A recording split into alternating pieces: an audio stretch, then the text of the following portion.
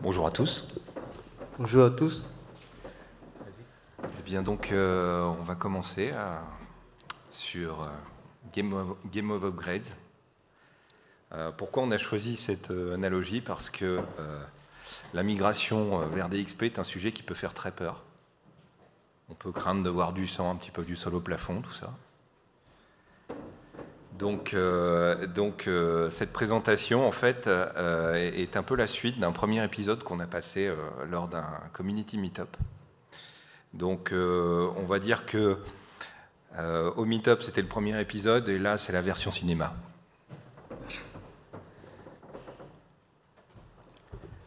Bon, dans ce sommaire, on va vous présenter dans l'ordre la raison où on va faire la migration, le choix ou pas faire la migration, quelles sont les stratégies de faire la migration et les retours d'expérience qu'on a rencontrés pendant le projet. Alors, une petite remarque, on a un ordre du jour qui est très très serré, on est même quasiment certain qu'on ne pourra pas finir, donc on va privilégier le retour d'expérience sur la migration de données, puisque la migration de code proprement dit est un sujet qui est abordé par ailleurs. Donc, on va vite faire un peu de présentation. Je m'appelle Quentin Poulet, consultant indépendant et voilà, travaille sur LifeRay depuis 11 ans. Et Nicolas Gruet, je travaille pour Awakit, l'agence digitale de GFI. Donc, avant de commencer, la première question, c'est est-ce qu'on va migrer ou pas?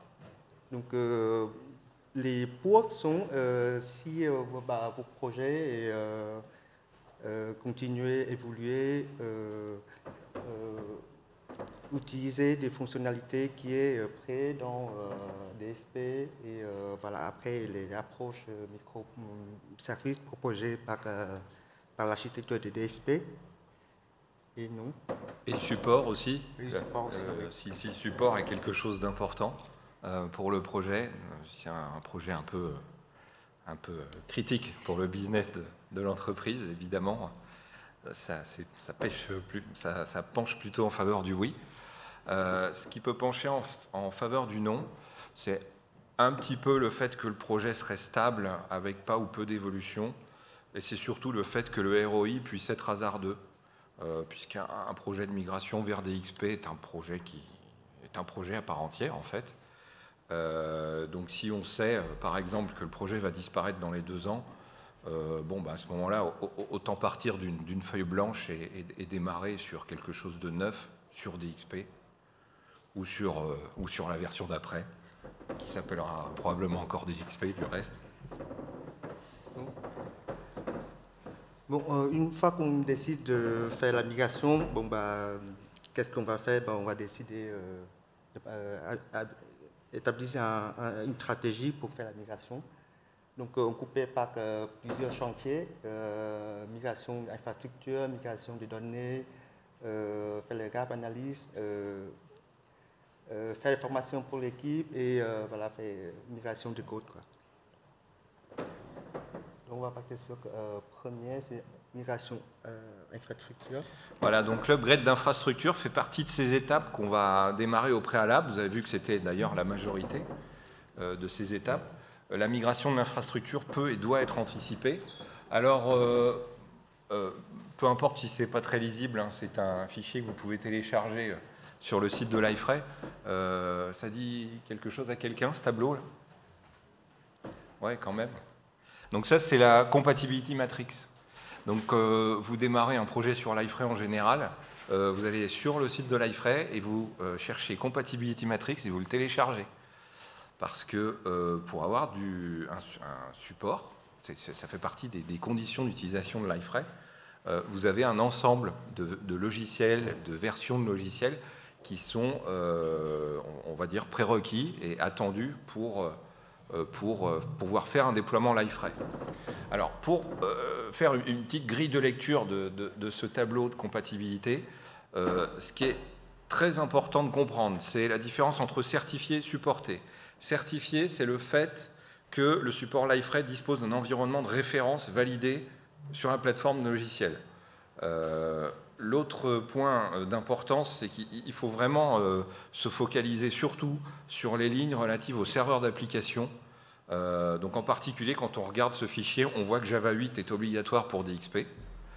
Et puis, les autres lignes qui sont importantes, évidemment, comme toujours, c'est l'OS et les navigateurs.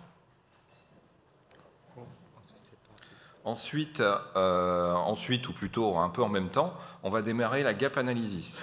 L'analyse donc d'écart, c'est ce qui va vous permettre d'évaluer un peu la différence entre l'application actuelle et celle que vous voudriez obtenir avec DXP. Donc, pour la réaliser, vous allez enchaîner des ateliers en itération avec vos métiers.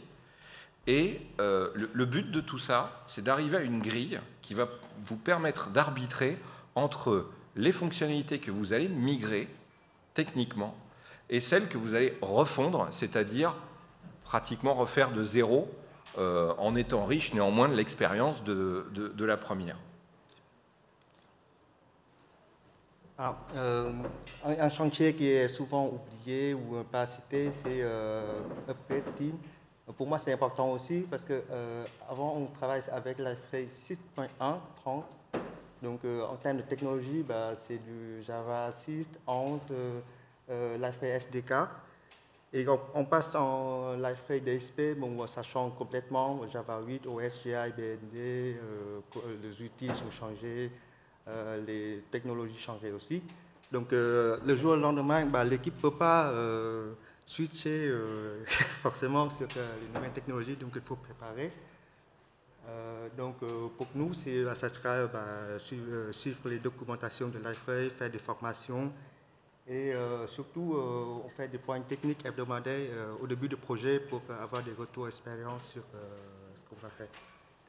Une petite remarque en passant, quand on a une équipe projet qui doit aborder un upgrade de son savoir-faire, l'aspect documentation du projet, c'est important.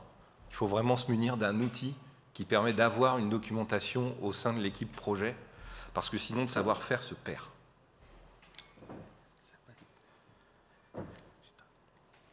Alors, un point qui est évidemment fondamental, c'est l'upgrade database. Vous allez me dire, oui, si je fais une migration, mes données, elles étaient là avant, elles seront là après, elles n'ont pas de raison de bouger. Mais sauf que les données de Liferay, elles évoluent, parce que les API évoluent, parce que la logique de fonctionnement évolue, les fonctionnalités elles-mêmes s'enrichissent. Il y a du code qui est refait dans toutes les API de Liferay, et du coup, vous avez des upgrade process qui doivent être lancés à chaque fois que vous faites évoluer la version de Liferay. Et ça, pour ceux qui ont déjà eu cette expérience sur des versions précédentes, c'est une opération souvent assez risquée, parfois longue, qui consiste donc en des itérations. On commence toujours par établir une sauvegarde de la base de données. On dispose d'un outil désormais qui est séparé, qui est l'upgrade tool, qui permet de lancer l'upgrade. Et puis, il ne faut pas rêver, ça ne va pratiquement jamais marcher du premier coup. Vous allez rencontrer des erreurs. Il va falloir les interpréter, les corriger, restaurer votre base et refaire une itération jusqu'à ce que ça marche. Un point très important, c'est que quand vous faites l'opération d'upgrade database, vous ne livrez pas une base. Vous livrez une procédure d'installation. Vous livrez une procédure d'upgrade que vous allez rejouer plus tard au moment de le faire en production. Donc ça, il faut le garder à l'esprit en permanence parce que vos données, entre guillemets, elles ne valent rien. Elles ne sont que le résultat de vos tests. C'est la procédure qui vous a servi à upgrader les données qui est importante. Parce qu'il faut pouvoir la rejouer à tout moment. Donc, et pour finir, c'est un chantier upgrade de code. Donc notre stratégie, c'est commencer petit, avoir des retours d'expérience, partager avec l'équipe et recommencer en parallèle et ainsi de suite, quoi. Tac. Voilà, donc à partir de maintenant, on va rentrer un peu plus dans le détail de la période d'upgrade de la base de données, puisqu'on a une expérience assez sympathique à vous partager, parce que c'est une très belle base de données avec beaucoup de données, avec beaucoup d'historique, plusieurs versions antérieures, donc avec plusieurs centaines de gigas de données. Donc là, pour préparer le travail, on doit déjà analyser le contenu de la base pour savoir où on doit porter notre effort. Donc c'est ce que nous avons fait ici.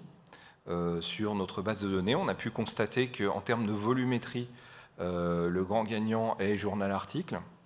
Et on va dire, une bonne dizaine de vainqueurs avec des tables où on sait qu'on a statistiquement pas mal de chances d'avoir des difficultés pour la migration, notamment Expando Value, Asset Entry, ce qui est assez logique puisqu'elle consolide plusieurs tables, et ressources permission qui contient les permissions, donc les droits d'accès des différents contenus.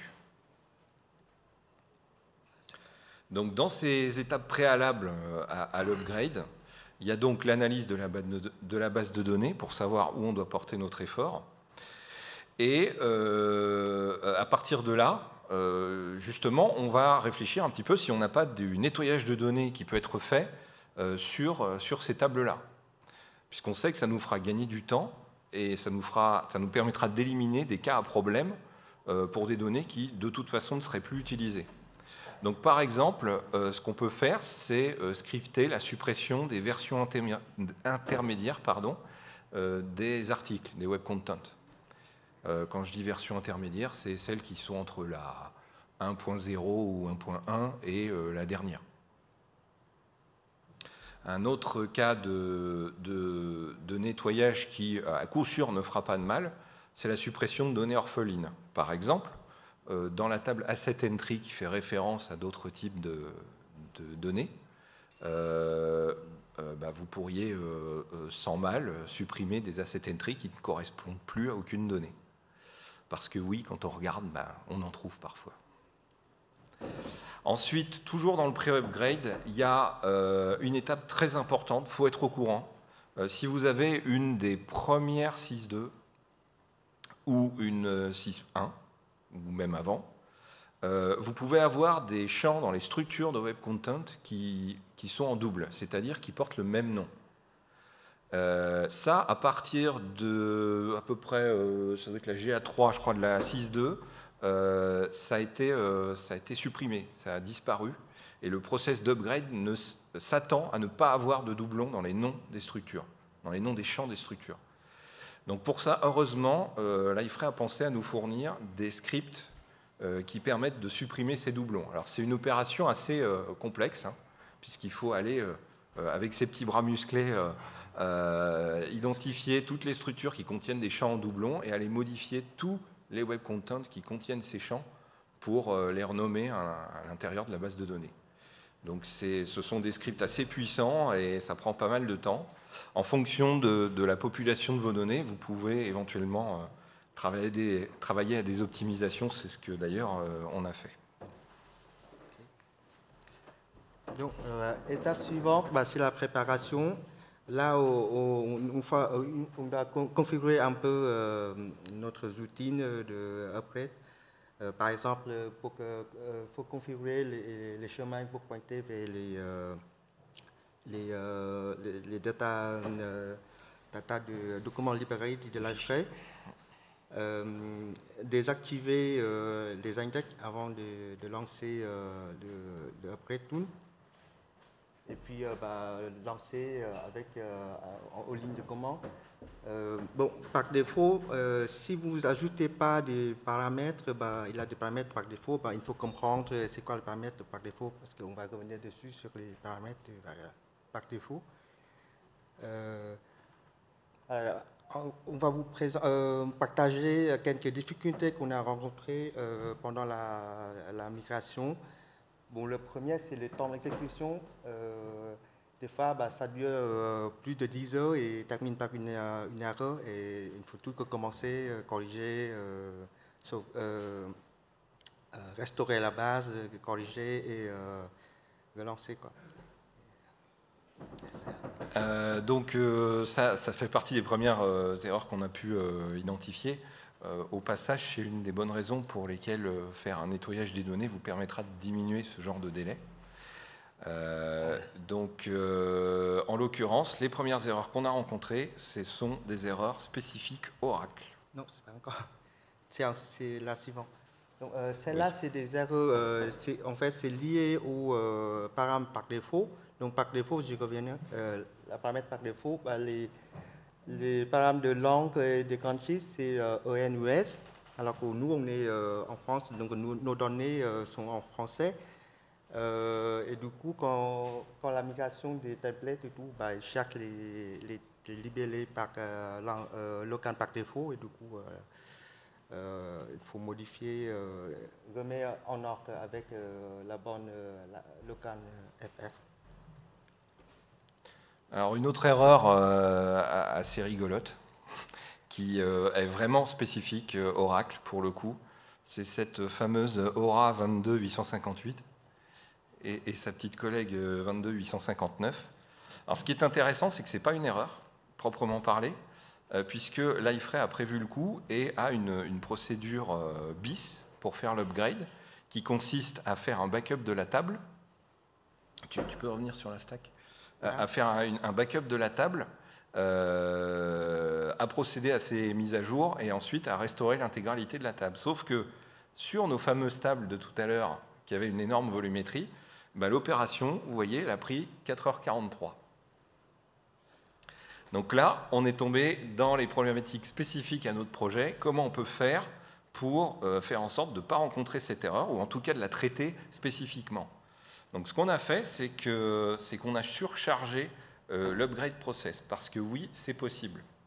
Il y a deux possibilités. Quand vous devez surcharger un upgrade process pour le corps principal de l'iFrame, vous avez tout bêtement la possibilité de déclarer dans le portalex.properties votre implémentation d'upgrade process.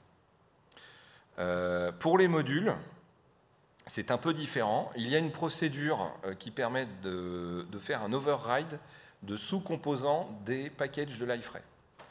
Donc littéralement, vous pouvez remplacer l'un des jars pour les besoins de votre migration. Vous pouvez remplacer l'un des jars de l'iFrame, donc en mettant votre classe qui va faire l'upgrade tel que vous le souhaitez, typiquement pour adresser cette erreur-là, ce qui nous a permis donc de gagner beaucoup de temps. Bon. Résultat final, on passait de 4 heures à 6 minutes. Quoi.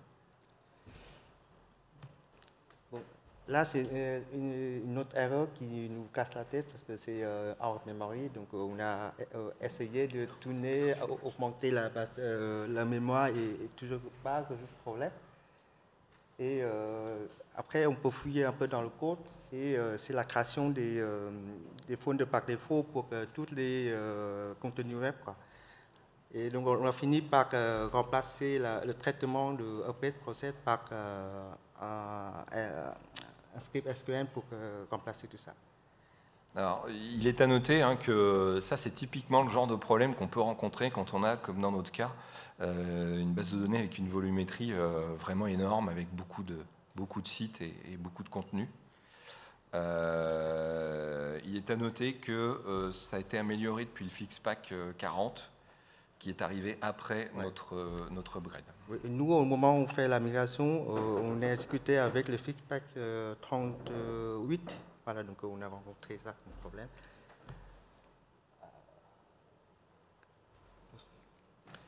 Ça, c'est toi.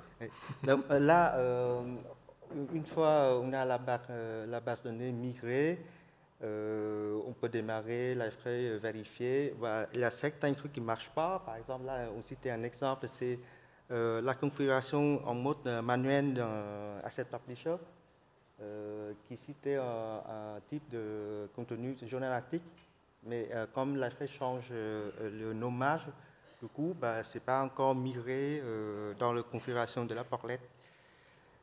Et du coup, en attendant, nous à l'époque, on a corrigé par un script SQL pour corriger en base de données. Mais récemment, cette erreur a été corrigée dans le Fixpack 46. Donc, comme quoi, les Fixpacks sont importants. Oui, ça c'est un tour d'expérience a posteriori. Ici, c'est travailler sur des versions mature, c'est vraiment un plus. Donc, si on fait un petit résumé de cette opération assez complexe sur laquelle on a fini par aboutir, notre sentiment, c'est que déjà la nouveauté de DXP, qui est de fournir un outil séparé pour l'upgrade de données. Donc pour ceux qui ont vécu ça avant, c'était au démarrage du serveur qu'il y avait l'upgrade qui était lancé. Cet outil séparé, c'est à la fois plus pratique et plus facile pour préparer une procédure d'installation, puisque la config elle-même est séparée. On a trouvé dommage que l'upgrade process, donc pour la partie core, n'ait pas été conçu pour être repris avec incident. En revanche, donc c'est l'une des nouveautés, pour l'upgrade des modules, on est capable de faire une reprise, c'est-à-dire qu'on n'est pas obligé à chaque fois de tout couper et de faire un restore de la version du début. On peut relancer l'upgrade d'un module à partir du Gogo Shell. Voilà quelques lignes que vous partagez pour réussir une migration de données. C'est l'accès au code source. Des fois, quand il y a des erreurs, on ne comprend pas pourquoi. Donc, en regardant dans le code de code source de l'AFE, on peut trouver c'est quoi la cause. Et activer la log, c'est important aussi pour analyser les problèmes. Les Gogo commandes, c'est utile aussi une fois que vous avez problème et vous n'arrivez pas à analyser via la log, via le code source. Vous pouvez développer un petit commande pour analyser votre serveur en état erreur. Oui, vous disposez notamment des commandes upgrade et verify, donc qui vous permettent de lister et de relancer les process d'upgrade du même nom. Là, sur le chantier Upgrade Code, on est toujours en cours de développement. Là, c'est un peu de statistique de notre base de code. Bon, on a un module X avec pas mal de classes. Voilà, 153 portlets, beaucoup. 60 hooks, 9 thèmes et 42 layer templates. Donc, vas-y. Si tu... okay. Donc sur l'upgrade de code, on travaille donc sur un Liferay Workspace avec Gradle, bon, donc en sous-main avec Blade aussi. Hein. Et la question qui se pose la plus souvent quand on doit upgrader une portlet, c'est est-ce qu'on fait un WAB ou est-ce qu'on part sur un nouveau développement OSGI? En fait, et ça pour le coup c'est un vrai retour d'expérience, la solution qui a apporté les meilleurs résultats dans un minimum de temps, c'est de faire les deux. C'est-à-dire de commencer à faire comme si on partait sur un WAB, donc un WAB qui est une reprise du plugin au format WAR, mais ensuite d'utiliser l'outil Blade Convert qui va nous permettre de séparer le service et la portlet. Et ça se fait en un temps relativement rapide et on a quelques problèmes derrière, mais très peu, on les résout très vite, c'est des erreurs de compile, donc on les voit direct. Et ça nous permet vraiment de bénéficier du meilleur des deux mondes, c'est-à-dire une migration qui se fait rapidement sur la partie, on va dire, présentation, et des services qui, eux, sont passés en OSGI, donc qui permettent de bénéficier donc, de la gestion des dépendances à la mode OSGI. Pour les hooks, rapidement, il n'y a pas de solution miracle, il faut faire une réflexion au cas par cas. Et cette réflexion, elle doit s'articuler sur des priorités comme est-ce que cette modification, elle sert encore? Et je vais vous le dire, la plupart du temps, la réponse est non. Et dans une démarche agile, en première approche, toujours choisir l'approche la plus simple. Et éventuellement, après avoir échangé avec le métier, faire une évolution sur cette approche la plus simple. Et c'est comme ça, en fait, qu'on va à la fois gagner du temps et bénéficier le plus des nouveautés offertes par DXP. Alors, à noter les hooks de JSP qui sont un véritable casse-tête, comme vous le savez, au moment d'upgrader. c'est la même réflexion et c'est la même démarche. Très souvent, on va les dégager, et quand on est obligé de les reprendre d'un point de vue fonctionnel, on va privilégier des solutions passant par de la CSS ou du JS, et en dernier recours, on a la possibilité de développer donc, des modules Project Fragment. Donc ça, c'est, voilà, il y a le wizard dans Eclipse, vous faites new, l'iframe module Project Fragment, et puis vous êtes quasiment guidé pour la création des JSP. Voilà, on a essayé de faire au plus vite. C'est peut-être allé un peu trop vite. Mais... Donc voilà, après, si vous avez des questions, je ne sais pas si on a encore le temps. Sur des questions.